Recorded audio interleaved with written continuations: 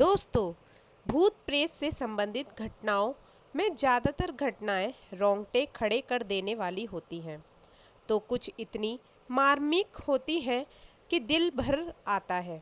लेकिन मेरे जीवन से जुड़ी एक घटना ऐसी भी है जिसे याद करके हंसी आ जाती है। जाने अनजाने में मेरी मम्मी के मामा जी के साथ ये घटना घटी थी। बस थोड़े से आलस की वजह से उनके पीछे ऐसी मुसीबत लगी जिससे उन्हें निजात पाने में सालों लग गए थे। तो आइए जानते हैं इस बारे में। वो गांव में रहा करते थे। उनका नाम तो अच्छा खासा था, मगर गांव में अक्सर चिढ़ाने के लिए जो नाम रख दिया जाता है वो नाम पूरी जिंदगी के लिए पीछे लग जाता है। इसी संक्षिप्तकरण और मजाक में उनका नाम बचपन से ही लाल जी पड़ गया था। वो इसी नाम से पहचाने जाने लगे। वो जिस गांव में रहते थे वो अमेठी से करीब 45 किलोमीटर दूर पड़ता है।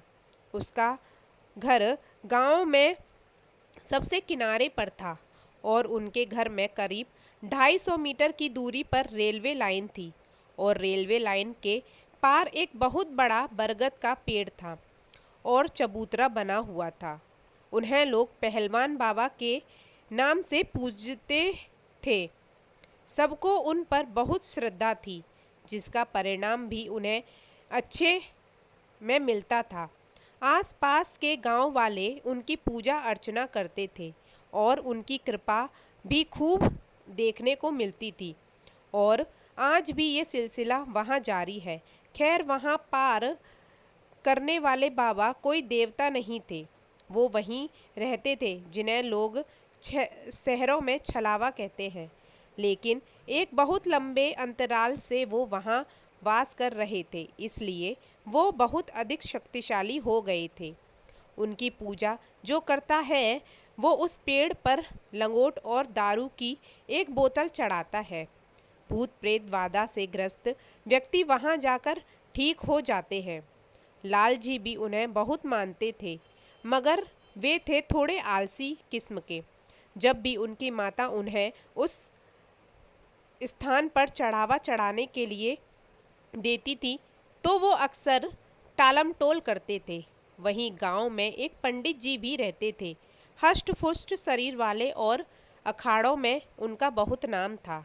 लोग उन्हें अक्सर पहलवान पंडित कहते थे।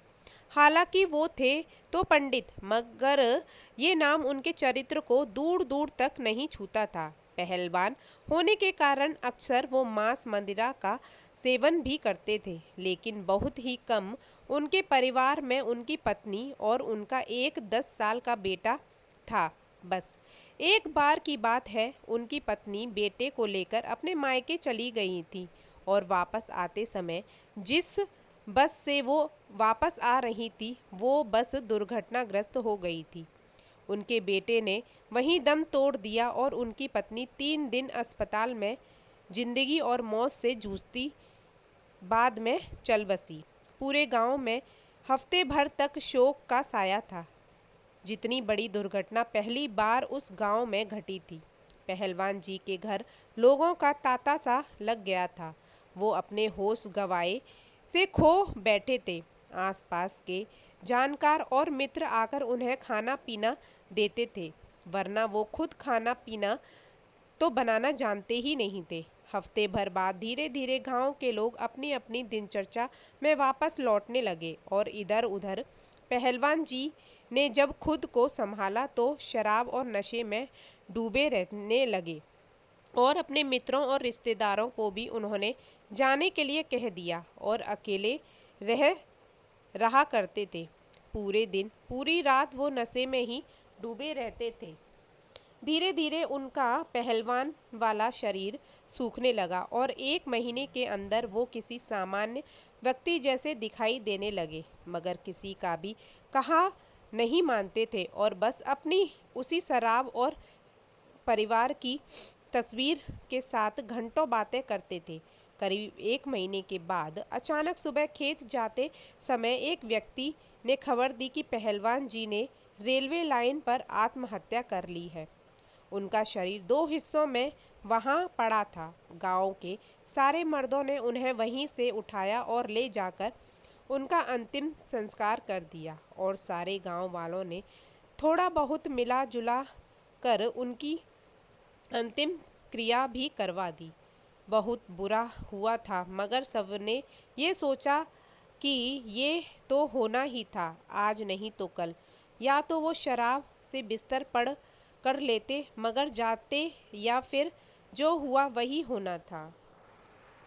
खैर, जो हुआ उसे ईश्वर की मर्जी मानकर सबने अपनी संपत्ति पंचायत को गांव के भले में लगाने के लिए दे दी।